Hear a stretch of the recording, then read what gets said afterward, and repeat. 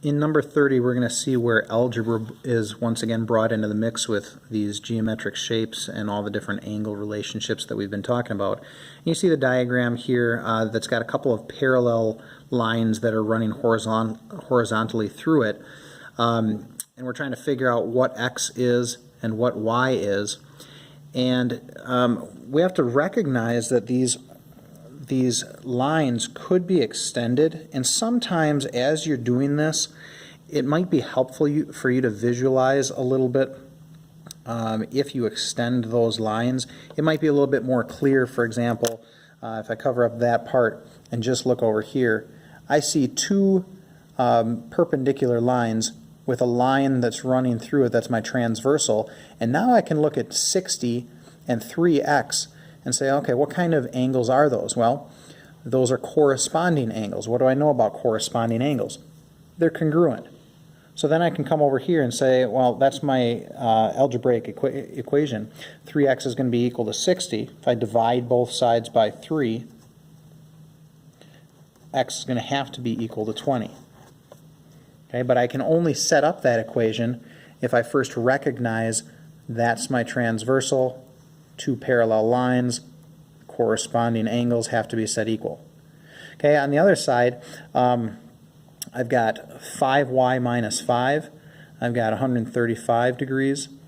I've got my 60 degrees up here. And if I'm trying to solve for this y, one thing that you might be tempted to do is to look at 60 compared to this 5y minus 5 and say, hey, aren't those alternate interior angles?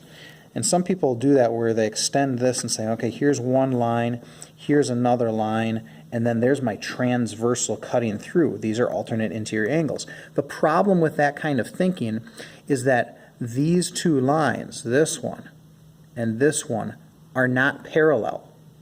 So although this is a transversal that cuts through those two lines, because this one and this one are not parallel, we can't say that these alternate interior angles are going to be congruent. So instead, to solve for this 5y minus 5, I can look at it compared to this 135 down here. And once again, you might want to extend this out a little bit. And so we're just looking in this area here. And here's my parallel line that's parallel with this one. And now this is my transversal. When that's the case, I recognize that these two angles are consecutive interior angles. What we know about consecutive interior angles is that they always add up to 180 degrees. So that's going to be the equation that we use. Consecutive interior angles have to add up to 180. So that 135 and the 5y minus 5 add up to 180. I'm getting that from this. Okay, then you can combine like terms. So 140 plus your 5y is going to give you the 180. Let's get rid of the 140 from both sides. That would leave me with 5y, that would leave me with 40. Divide by 5, and y is going to be equal to 8.